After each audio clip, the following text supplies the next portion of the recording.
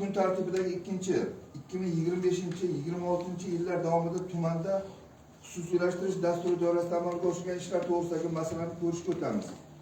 O'zbekiston Respublikasi Prezidenti Shavkat Miromonovich Mirziyoyev rahbarligida 2025-yil 27-mart kuni davlat mulkini xususiylashtirish bo'yicha joriy yilgi ustuvor vazifalar muhokamasiga bag'ishlab o'tkazilgan video selektor yig'ilishining 16-sonli bayoni 6/2 ikkinchi bandida viloyatlar hokimlarining birinchi o'rinbosarlariga xususiylashtirish dasturi ijrosini tumanlar va tarmoqlar kesimida muhokama qilib borilishi hamda har chorakda xalq deputatlari tuman kengashlarida mas'ul davlat tashkilotlari rahbarlari hisobotdan eshitib borilishi tashkil etish bo'yicha shaxsiy mas'uliyat yuklangan. Shu munosabat bilan bugungi sessiya kun tartibiga kiritilayotgan masalada tuman birinchi o'rinbosari hisoboti eshitiladi. Ushbu masala xalq deputatlari Parkent tuman kengashining mahalliy byudjet, tadbirkorlikni rivojlantirish va iqtisodiy islohotlar masalalari bo'yicha doimiy komissiyaning 2026-yil 23-apreldagi yig'ilishida ko'rib chiqildi. Masala yuzasidan hisobot berish uchun so'z tuman hokimi birinchi o'rinbosari Abduhamidov Yorqinbek Husniddin o'g'liga beriladi. Marhamat. İkinci masala yuzasidan qisqacha hisobot beraman. Material tarqatilgan hammaga.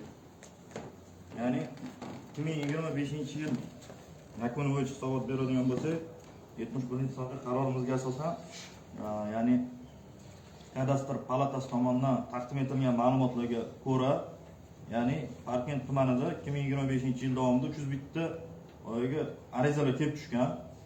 Kelib tushgan arizalardan 65 tasi ya'ni ijobiy ko'rib chiqilgan. Palata tomonidan 213 ta ariza rad etilgan. Turli xil sabablarga ko'ra. Bundan tashqari 23 ta arizalar fuqarolarning ya'ni o'zlari tomonidan rad etilgan. 2025-yil davomida tuman mahalliy byudjetiga xususiylashtirishdan jami 458 million so'm mablag' kelib tushgan. Bundan tashqari ya'ni joriy yilni 3 oy davomida, yanvar mart oylari davomida 49 ta ariza kelib tushgan bo'lib, shularning 5 tasiga ijobiy xulosa berilgan, 41 ta ariza ya'ni rad javob berilgan. Undan tashqari 3 ta arizalar fuqarolarning o'zlari tomonidan ya'ni rad qilingan. 2026-yil 1-choragi davomida o'sha qishloq xo'jaligiga mo'ljallangan yer uchastkalarini ijara huquqlarini elektron onlayn savdo auksion savdolarida sotilish orqali 317 million so'm mablag' kelib tushgan. Qisqacha axborotim shu ya'ni kiritilgan ma'lumotni tasdiqlab berishini so'radim. Ya'ni axborot. Munosabat bildirish uchun so'z xalq deputatlari tuman kengashining mahalliy byudjet, tadbirkorlikni rivojlantirish va iqtisodiy sohalar masalalari bo'yicha doimiy komissiya a'zosi Yoqubova Husnoriga. Marhamat. Assalomu alaykum, hurmatli sessiya ishtirokchilari.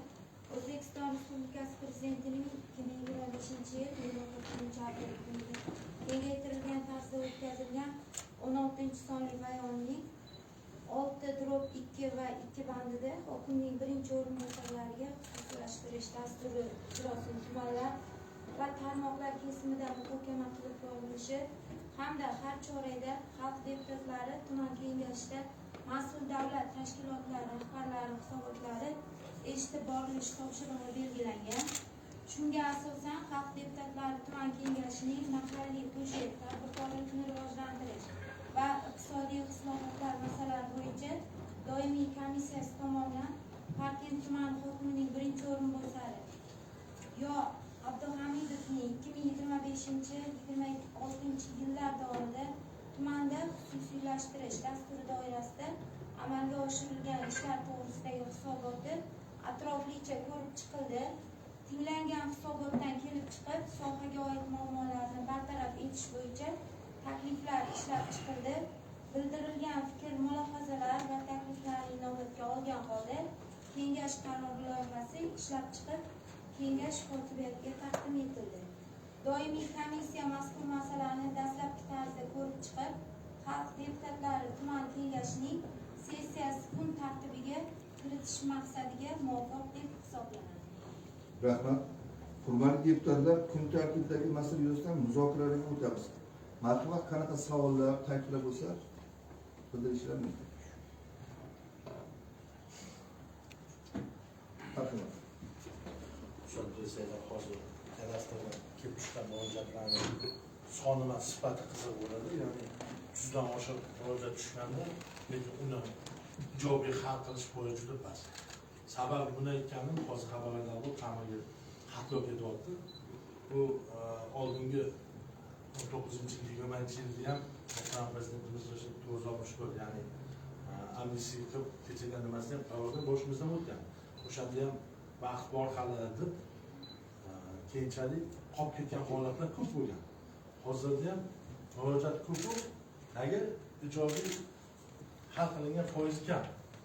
Nima shaffoflikmi yoki to'sqinlik bormi o'tda? O'sha narsani bir alohida inobatga olsa, sal maqsad muvofiq hisoblanadi. Nimaga arizasi qaytadi? Masalan, hozir fuqarolar shu huquqiy o'rni shakllandi, yo narsani yo boshqa narsani ariza bermaydi. Bu narsadan ustun narsaki, o'sha chiqqan qarorlarni yaxshi tushuntira olmaganmiz deb hisoblayman. Bu bo'yicha adliya yo'q ekan, bevosita adliya yuklatilgan. Ya'ni chiqqan hamma bevosita ommaviy axborot vositalarida, gazetalarda yoki tushuntirish berish kerak.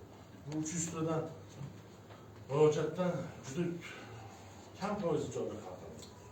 Shuni nazorat qilib, aniq bu muammoni bilganimizda yaxshi bo'ladi. Bu qo'shimcha bir axborot kiritamiz. Doimiy komissiyaga shu masala yuzasidan agar ruxsat bersanglar, shu kadastr palatalari rahbari bor. Agar mana sizni bir savolingizga bir javob bersa agar o'zidan to'g'ridan-to'g'ri boyagi platformadan ishlaydigan odam. Assalomu alaykum qatnashchilari. Toshkent tuman davlat kadastr palatasi raisligining rahbari Muhammad ushbu hozirgi kengash kiritilgan masala bo'yicha bu hozirgi O'zbekiston Respublikasi qonuni 907 amnistiya emas, bu Vazirlar Mahkamasi 700 sonli qarori qishloq xo'jaligiga mo'ljallanmagan yer uchastkalarini fuqarolarning o'ziga xususiylashtirib mulk huquqi sifatida e'tirof etish bo'yicha axborotini eshitdik. Bunda asosiy nega rad bo'lyapti degan savolga asosiy qishloq massivlarimiz yer fondi toifasi qishloq xo'jaligida qolib ketganligi, bu bo'yicha bizni agentligimiz Vazirlar Mahkamasiga xuddi shu bo'yicha bildirgi kiritganligini ma'lum qilaman.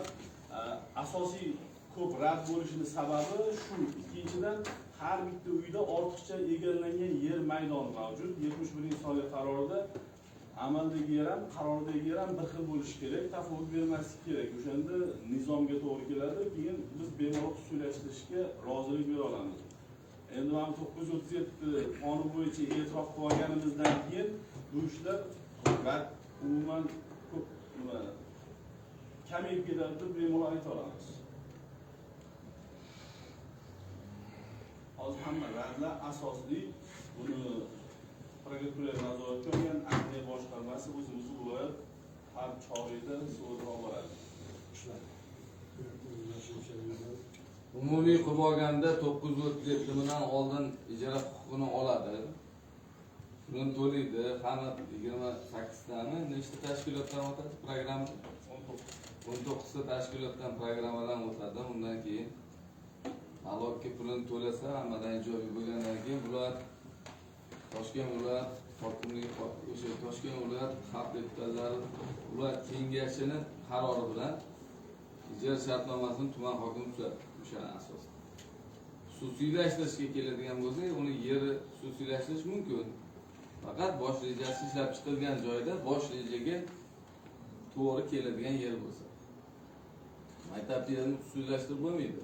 Masalan, gen planida bosh rejasida maktab turgan joy bo'lsa, kelajakda qaysi bir yillariga kelib ko'kka maktab quradigan joyda bo'ladi deb gen plan tasdiqlab Vazirlar Mahkamasi qaror chiqqan bo'lsa, o'sha yerga o'zini uy joyi turgan bo'lsa ham uni xususiylashtirib bo'lmaydi. Bosh reja bizlar Parkentda to'liq ishlab chiqilmagan. Bosh reja agar to'liq ishlab chiqib, bosh rejaga muvofiq bo'lsa yer xususiylashtirish mumkin. Shuning uchun xususiylashtirish darajasi ham pastligicha qoladi. Chunki hali 50% ham mahallalarimiz, qishloqlarimiz bosh rejasi ishlab chiqilmagan. Bizda faqat markazli bosh rejasi bor, bu ham to'g'risini aytsa bugungi kun talablariga javob bermaydi. Shuning uchun qayta qilinyapti hozir. Menimcha hammaga tushunarli bo'ldi. Boshqa savollar yo'qmi? Hurmatli deputatlar. Kun tartibidagi masala yuzasidan qaror loyihasi sizlarga tarqatilgan. Agar ma'qul bo'lsa, tasdiqlash bo'yicha ovoz berishlaringizni so'rayman. Rozilar? Qarshilar? Yo'q. Betaraflar? Yo'q. Qaror qabul qilindi. Kun tartibidagi 3-xalq deputatlari Parkent tuman kengashining ayrim qarorlarga o'zgartirish kiritish to'g'risidagi masalani ko'rishib o'tamiz. Xalq deputatlari Parkent tuman kengashi reglamentining 6-moddasida hamda O'zbekiston Respublikasi mahalliy davlat hokimiyati to'g'risidagi qonunining 24-moddasida hokimning xalq deputatlari kengashining qonunchilikka zid qarorlarini qayta ko'rib chiqish to'g'risidagi taqdimnomasiga asosan kengash qarorini o'zgartirish yoki bekor qilish vakolati belgilangan. Shundan kelib chiqib, Parkent tuman hokimining 2026-yil 5-maydagi 1/335 son bilan ro'yxatga olingan kengash qarorini qayta ko'rib chiqish to'g'risidagi taqdimnomasi hamda tuman hokimining 1-o'rinbosari Abduhamidovning 2026-yil 23-apreldagi 2/318 sonli murojaat xati xalq deputatlari Parkent tuman kengashining korrupsiyaga qarshi kurashish va xavfsizlik masalalari bo'yicha doimiy komissiyasining 2026-yil 23-apreldagi hamda 5-maydagi yig'ilishlarda ko'rib chiqildi. Masala yuzasidan hisobot berish uchun so'z tuman hokimining 1-o'rinbosari, tuman iqtisodiyot va moliya bo'limi boshlig'i Abduhamidov Yorqinbek Husniddin o'g'liga marhamat. Hurmatli deputatlar, 3-masala yuzasidan to'xtaladigan bo'lsak, ya'ni bu yerda holat shunaqaki, favqulodda vaziyatlar vazirligining tuman bo'limi, ya'ni tumandagi bo'limiga xodimlar uchun sessiyaga nima masala kiritilgan? Xodimlar uchun kompyuter jamlanmasi va mebel xarid qilish masalasi kiritilgan. Bu yerda 70 million so'm 10 ta boyaga kompyuter xarid qilish, o'sha shkaflarni xarid qilish masalasi kiritilgan edi. Bu yerda endi masala kengash qarorida shu favqulodda vaziyatlar bo'limiga ketgan. Agar ruxsat bersanglar, endi bir sodda tilda aytganda, shuni tuman hokimligi o'zi olsa, ya'ni qarorga o'zgartirish kiritib, tuman hokimligi o'ziga olib turib, shu mahalla balansiga o'tkazib bersa, menimcha bir maqsadga muvofiq bo'ladi. Shu ya'ni o'zgartirish kiritish bo'yicha birinchi masala shu, ya'ni MCSga boyagi kompyuterlarni, shkaflarni shu mahalla orqali, ya'ni hokimiyat xarid qilib turib, uni mahallaga o'tkazib berish yo'li orqali olib berish. Shunga agar ruxsat bersanglar, shunaqa o'zgartirish kiritsak. Ya'ni bu hozirgi aytilayotgan masala bo'yicha, birinchisi bo'yicha. Mahallaning balansida qoladi. Mahallaning balansida qoladi. U MCSga beriladi. mahallaga beriladi. Mahallaga beriladi. MCSga berilmaydi. Hozir marhamat, siz tushuntirib yuborsangiz anaqa mahallaga MCS xodimlar bor. Parkent tuman favqulodda vaziyatlar boshlig'i Fatqot bo'laman.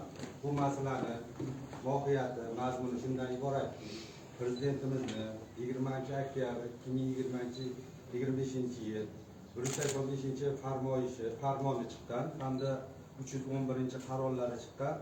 Bu qaror farmonda favqulodda vaziyatlar shaxsiy tarkibi hozirgi kunda inspektorlar mahallalarga tushib mahallada biriktirilgan. O'shani ham aytdim. Har bir 5 ta mahallaga bitta inspektor biriktirilgan. 12 ta inspektor. Hozir 12 ta inspektorimizga bu mahallada yetmaydi. Har bir inspektorimiz mahallada o'sha yetkili bilan qo'shilib o'zini ish joyini yaratish kerak. Shunga o'sha farmon qarorida hokimlikka shu narsani yuklanganki, o'sha kompyuter jihozlari olib beriladi. Shuning uchun o'sha mahallada ishlatiladi. Bu favqulodda vaziyatlar binosida, mazkur boshqasida emas, bu ish jarayonini mahallada tashkillashtirish, o'sha mahallada o'sha xodimga shart sharoit yaratish maqsadida qilinayotgan ish. Bizlar xodimlar o'sha mahallada shu hozirgi kunda ishlab bormoqda. Buni natijasida hozir 3 oyimizda oldingi yilga qaraganda 70% yong'inlarimiz kamayib, is gazi bilan hamda tan jarohat olish holatlari, yong'inlar soni kamayishiga olib kelindi. Mana shuning uchun sizlardan iltimos shu narsani 2 oydan beri yurib bizlar hal qilishinglarni so'raymiz. Mazmuni shunday bor. Agar kimga tushunsa, o'sha qaror farmoyi bosh vazirimizda ham protokollari bor. E'tiborga o'tiradi. Endi ikkinchi masala bo'yicha to'xtaladigan bo'lsam, agar savollar bo'lmasa, ikkinchi masala Yangi O'zbekiston qiyofasidagi, ya'ni yangi O'zbekiston qiyofasiga aylantiriladigan ikkita mahallamiz, bu Navro'z va Kichik Qo'rg'on mahallalarini, ya'ni master reja ishlab chiqish uchun doimiy kengashda, ya'ni kengash qarori bilan 200 million so'm mablag' ajratilgan edi. Bu mablag'larni hisob qilish maqsadida o'sha ajratilgan 200 million so'm mablag'ni 100 million so'm qilib, ya'ni 100 million so'm hisob qilish nuqtai nazaridan olib turib, shu qarorga o'zgartirish kiritib berishda amaliy yordam berishini so'raydi. Ya'ni o'sha 200 millionga emas, 100 million so'mga ham hisob bo'ladi. Endi u hisob bo'lishi shu mana oldin sessiyaning qarorida 200 millionga chiqqan, o'zi 200 million emas, boshqa tumanlarda 300 million ham ajratgan. Loqachi bilan gaplashdik, iltimos qildik, shuni yutib oladigan odam misol uchun 100 million bo'lsa 50 ta loqachi qatnashsa yo 20 ta 10 ta qatnashsa 50 millionga hech kim qatnashmaydi. Yutib olib qilib bermaydi. Ular 50 millionga qilib berishga rozi bo'lgan. Men 50 millionga qildirib ham bo'ldim ishni. Lekin respublikada, viloyatda programmasiga sessiyaning qarorida 200 million, farmoyishda 100 million bo'lib turibdi. Shuning uchun biz programma qabul qilinmayapti. Balobatda davlat pulini ekonom qilsak ham balobat. Shunaqa bo'lyapti. Shuni to'g'rilab qo'yishimiz kerak. Hamma rozi. 50 millionga bo'ldik ishni. 100 million emas, 50 millionga qildik. 2 barobar arzon. Shuni qog'ozini to'g'rilab qo'yishda sessiyaning qarori 200 yozilgan edi. 100 qilib qo'yishimiz kerak. Bo'ldi. Hammasi to'g'ri bo'ladi. Qolganda masala yo'q. Loyiha master plan deydi, master planini qilib bo'lgan. O'zgartirish kiritish shunga yozilgan.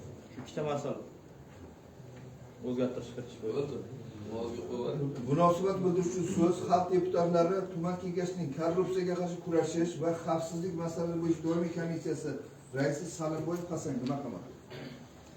Xalq deputatlari partiya tuman kengashi korrupsiyaga qarshi kurashish va xavfsizlik masalalari bo'yicha doimiy komissiya majlisining xalq deputatlari partiya tuman kengashining ayrim qarorlarini o'zgartirish qilish to'g'risida yuzasidan xulosasi. Partiya xalq deputatlari partiya tuman kengashining korrupsiyaga qarshi kurashish va xavfsizlik masalalari bo'yicha doimiy komissiyaning 2026 yil 23 aprel hamda 5 may kuni bo'lib o'tgan majlislarda partiya tuman hokimining 2026 yil 5 maydagi bir taraf 335 sonlik bilan ro'yxatga olingan kengash qarori qayta ko'rib chiqish to'g'risida ro'yxatga olingan kengash qarori qayta muhokama qilindi va taqdimnoma murojaatlar xatiga asosan kengash qarori loyihasi tayinlanib, ushbu kengash qarori loyihasi O'zbekiston Respublikasi amaldagi qonunchilik hujjatlari hamda qonunchilik texnikasi talablari asosida ishlab chiqildi. Doimiy komissiya mazkur masalani dastlabki tarzda ko'rib chiqib, xalq deputatlari tuman kengash sessiyasi kun tartibiga kiritish maqsadga muvofiq deb hisoblaydi. Boshqa savollar yo'qmi? Yetarlicha muhokama bo'ldi. Qaror loyihasi sizlarga tarqatilgan. Agar ma'qul bo'lsa, tasdiqlash bo'yicha ovoz berishlaringizni so'rayman. Rozilar? Qarshilar? Yo'q. Betaraflar? Yo'q. Qaror qabul qilindi. Rahmat. Kun tartibidagi 4-yoshlar daftari jamg'armasi hisobidan mablag' yo'naltirish to'g'risidagi masalani ko'rishga o'tamiz. O'zbekiston Respublikasi Prezidentining mahallalarda yoshlar bilan ishlash tizimi samaradorligini oshirishga doir chora-tadbirlar to'g'risidagi 2025 yil 10-sentyabrdagi PF 163 sonli farmoni hamda O'zbekiston Respublikasi Vazirlar Mahkamasining 2022-yil 7-iyundagi yoshlar muammolarini o'rganish va hal etish tizimini yanada takomillashtirish chora-tadbirlari to'g'risidagi 312-son qarori bilan tasdiqlangan Qoraqalpog'iston Respublikasi, viloyatlar va Toshkent shahri, shuningdek tumanlardagi yoshlar daftari jamg'armalari to'g'risida nizomda belgilanganidek yoshlarning intellektual salohiyatini yuksaltirish, ularning bo'sh vaqtini mazmunli tashkil etish va huquqiy savodxonligini oshirish, shuningdek 5 muhim tashabbus doirasidagi tadbirlarni moliyalashtirish xalq deputatlari tuman kengashlari qaroriga asosan amalga oshirish belgilangan. Ushbu masala xalq deputatlari Parkent tuman kengashining ijtimoiy soha, yoshlar siyosati, madaniyat va sport masalalari bo'yicha doimiy komissiyasining 2026-yil 5-maydagi yig'ilishida ko'rib chiqildi. Masala yuzasidan hisobot berish uchun so'z tuman hokimining o'rinbosari Soati Baxtiyor Vahobuddinovga marhamat.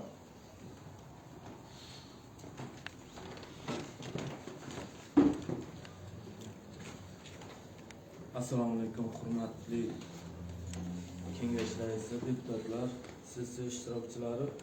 O'zbekiston Respublikasi Prezidentining mahallalarda yoshlar bilan ishlash tizimini samaradorligini oshirishga doir chora-tadbirlar to'g'risidagi 2025-yil 10-sentyabrdagi PF 163 sonli farmoni bilan yoshlarning shaxsiy rivojlanishiga, ularning iqtidori va iste'dodlarini ro'yobga chiqarishga qaratilgan tadbirlarni tashkil etish, 5 tashabbus olimpiadasini yoshlar o'rtasida keng targ'ib qilish, ma'naviyat va kitobxonlikni targ'ib qilish borasida zakovat musobaqasi, qo'noqlar va zukkolar, zukko kitobxon, yosh kitobxon oila, xorijiy tillar bilimdoni va yoshlar poliglot tanlovlari hamda munozara intellektual va milliy xalq o'yinlari tashkil etish, har yili an'anaviy tarzda 30-iyun O'zbekiston Respublikasi Yoshlar kuni hamda dekabr oyida o'tkaziladigan yoshlar forumi doirasida sportning futbol, mini futbol, voleybol, yengil atletika, shaxmat, shashka, stol tennisi, streetbol, workout turlari bo'yicha 5 bosqichli ommaviy sport musobaqalarini o'tkazish tizimli joriy etish yuzasidan mutasaddi vazirlik va idoralarga aniq vazifalar yuklatilgan. Shu asosda 5 tashabbus olimpiadasining 2026-yil mavsumi 22 ta loyiha mahalla, sektor, tuman, hudud, respublika miqyosida 5 bosqichda mart-dekabr oylarida o'tkazish belgilangan bo'lib, 21 fevral kuni ommaviy ravishda olimpiadaga start berilgan. Olimpiada doirasida tanlov va musobaqalarda ishtirok etish uchun 5tashabbus.uz sayti orqali hozirgi kunda tumanda 49 mingdan ziyod yoshlarimiz ariza qoldirishgan. Shu kunga qadar 5 tashabbus olimpiadasi doirasida shashka, shaxmat, zakovat, voleybol, kurash, yengil atletika, xalq o'yinlari, streetbol, adaptiv sport, futbol va mini futbol musobaqalarining mahalla bosqichlari o'tkazilib, shu orqali 18 mingga yaqin yoshlar qamrab olindi. Hurmatli deputatlar, sessiya ishtirokchilari, 5 tashabbus olimpiadasining 2026-yil mavsumida 20 ta loyiha va sport musobaqalarining tuman bosqichlari aprel, may, iyun oylarida o'tkazilishi reja qilingan. Vazirlar Mahkamasining 2026-yil 25 fevraldagi 78 sonli qarorining 3-bob 18-bandiga asosan tuman darajasidagi tadbirlarni moliyalashtirishga yoshlar daftari jamg'armasi tushumlarining 25%dan ko'p bo'lmagan qismi yo'naltirilishi belgilangan. 5 tashabbus olimpiadasining tuman bosqichi g'oliblarini taqdirlash, ularni uchun xarajatlar smetasi ishlab chiqilib, smetaga asosan 296 million 300 ming so'm mablag' talab etilishi belgilangan. Yuqoridagilardan kelib chiqib sizdan yoshlar daftari jamg'armasi mablag'lari hisobidan mazkur mablag'larning ajratilishini tasdiqlab berishingizni so'rayman. Loyiha smeta hujjatlari taqdim etilgan sizlarga. Munosabat bildirish uchun so'z xalq deputatlari tuman kengashining ijtimoiy soha, yoshlar siyosati, madaniyat va sport masalalari bo'yicha doimiy komissiya a'zosi Ubaydullayev Yulduzga marhamat. alaykum, hurmatli deputatlar, sessiya ishtirokchilari. Xalq deputatlari Parkent tuman kengashining ijtimoiy soha, yoshlar siyosati, madaniyat va sport masalalari bo'yicha doimiy komissiyasining joriy yilning 5-may kuni bo'lib o'tgan majlisida tuman hokimi o'rinbosari Sodiq Baxtiyor Vahibuddinning yoshlar daftari jamg'armasi hisobidan mablag' yo'naltirish to'g'risidagi hisoboti dastlabki tarzda tinglandi va atroflicha ko'rib chiqildi. Hisobotga ko'ra, O'zbekiston Respublikasi Prezidentining mahallalarda yoshlar bilan ishlash tizimi samaradorligini oshirishga doir chora-tadbirlar to'g'risidagi 2025-yil 10-sentyabrdagi 163-sonli farmoni hamda yoshlar daftari jamg'armalari orqali ijtimoiy yordam ko'rsatish tizimini yanada takomillashtirish to'g'risidagi 2025-yil 20-noyabrdagi 222-sonli farmonlarga muvofiq yoshlar daftari jamg'armasidan ko'rsatiladigan ijtimoiy yordamlar bo'yicha arizalarni ko'rib chiqish bilan bog'liq barcha ma'muriy tartib taomillarni yagona interaktiv davlat xizmatlari portali hamda yoshlar yagona elektron platformasi orqali amalga oshirish tartibini belgilash maqsadida Vazirlar Mahkamasining yoshlar muammolarini o'rganish va hal etish tizimini yanada takomillashtirish chora-tadbirlari to'g'risida 2020-yil 7-iyundagi 312-sonli qaroriga yoshlar daftari jamg'armasidan ijtimoiy yordamlarni ko'rsatishga takomillashtirishga qaratilgan o'zgartirish va qo'shimchalar kiritish haqidagi 78-sonli qarori qabul qilingan. Ushbu qaror bilan tasdiqlangan nizomning 3-bob 13-paragrafida tuman darajasidagi yoshlarning intellektual salohiyatini yuksaltirish, ularning bo'sh vaqtini mazmunli tashkil etish va huquqiy savodxonligini oshirish, shuningdek 5 muhim tashabbus doirasidagi tadbirlarni moliyalashtirish hamda tadbirlarni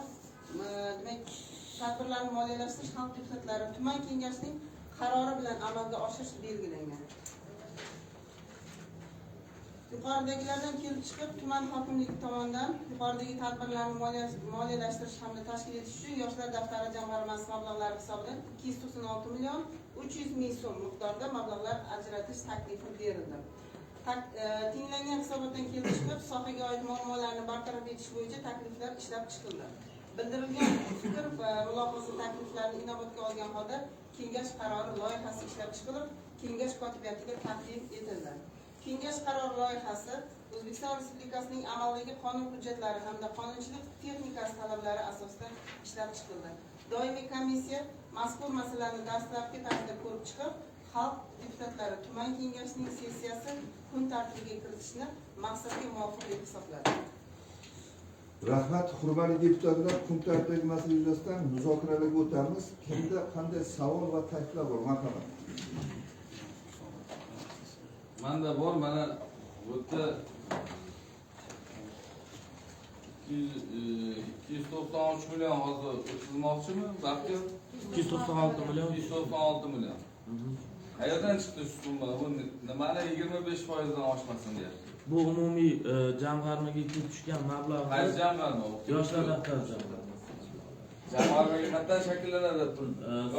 Sud anaqa huquq tizimidan tushgan jarimalar shakllanadi. Bu pereplanli emas, jamg'armani puli. MIBdan tushadigan mablag'. Buni hozir bu o'sha 5 tashabbus doirasida sog'liq salomiga ishlatmoqchi. Qarshilik yo'q, lekin narxini ko'rish kerak. Narxlarini narx sal qimmatroq. anaqa milliy Kim sotib oladi? hokimiyat o'zi sotib oladi. ko'rib chiqaman narxni. Hokimiyat sotib oladigan bo'lsa, o'sha birinchi qo'l dillerlar topib, gaplashib, o'shanga qarab qo'yish kerak edi. Hozir mana qo'ygan narsalarni ko'rdim-da, mana 2 million 300 mingga 32 televizor qo'yasiz. 1 million 600 mingga ham 32 televizorni любой joydan olsa bo'ladi. To'g'ri. 1 million 300 mingga ham. To'g'ri. Lekin 2 million 300 ming qo'yilyapti. Yana pech 1 million so'm. Blender 200 ming so'm. Blender 30 mingga ham blender. Qanaqa blender beradi xudo biladi. Endi qimmati bor, 1 millionga ham bermaydigani ham bor blender, lekin 100 ming so'm. Bu nima u? Naushnik, qanaqa naushnik 100 ming so'm. 1 million 100 ming. Bluetoothli naushnik 1 million 100 ming ekan. 100 ming. 100 ming. Mayli, men qarshiligim yo'q, lekin bu baribir pulda endi. Boshqa yo'nalishga ishlatsa, kimgadir boshqa ekran bo'lsa zarar qilmaydi. E'tirozlar biz oladigan bo'lsa, buni bilib keyin qo'yilar edi, o'shanga yaqinroq qo'yilgan narxini. O'zi tushirib yutib olar ekan. E'tirozlaringiz to'g'ri. Biz buni Milliy do'kon platformasidan olganmiz narxlarni deputatlarga taqdim etish maqsadida. Milliy do'kon platformasiga lot tanlangandan keyin xabaringlar bor. Buni bir nechta brokerlar o'ynab, o'zlari siz aytgandek o'sha 100 ming so'm qo'ygan narximizni 50 ming so'mdan ham yutib olish mumkin. Qolgan ekonom qilingan mablag' yoshlar daftari jamg'armasiga qaytaveradi. Yaxshi. Yaxshi. E'tiroz yo'q. Qaytaveradi. Boshqa savollar, takliflar bo'lsa marhamat. Yo'qmi? Kun tartibidagi masala yuzasidan qaror loyihasi sizlarga tarqatilgan. Agar ma'qul bo'lsa, tasdiqlash bo'yicha ovoz berishlaringizni so'rayman. Rozilar? Qarshilar? Yo'q. Betaraflar? Yo'q. Qaror qabul qilindi. Hurmatli deputatlar, sessiya kun tartibiga kiritilgan maslahat ko'rib chiqildi. Bugungi sessiya kotibi tomonidan sessiya yakunlari yuzasidan axborot tayyorlandi. Axborot bilan tanishtirish uchun so'z Usxo'jayev Erram Olmonovga marhamat. Assalomu alaykum, hurmatli deputatlar, sessiya ishtirokchilari. Bugungi Toshkent shahar xalq deputatlari tumani kengashining 24-sessiyasida tuman kengash saylangan 25 nafar deputatdan 18 nafar ishtirok etdi. Ulardan uzrli sababga ko'ra 5 nafari, uzrsiz sababga ko'ra 2 nafar ishtirok etmadi. O'rin ta'minlandi. Sessiya ishida tuman hokimi deputat Elmurod Tutabayev, tuman hokimining tegishli o'rinbosarlari, tegishli kafolat tashkilot bo'limlari rahbarlari hamda ommaviy axborot vakillari ishtirok etdi. Sessiya kun tartibida 4 ta masala ko'rib chiqildi va ularda atroflicha muhokama qilindi. Birinchi masala bo'yicha Marzosh tomonidan Parkent tuman mahalla byudjetining qo'shimcha mablag'larini foydalanish to'g'risidagi ma'lumotlar berildi. Qaror loyihasi tasdiqlandi. 18 nafar deputatlar rozilik bildirdi. Qarshilar, betaraflar bo'lmadi. Ikkinchi masala yuzasidan Marzosh tomonidan 2025-2026 yillar davomida tuman o'zlashtirish dasturi doirasida amalga oshirilgan ishlar to'g'risida hisobot berildi.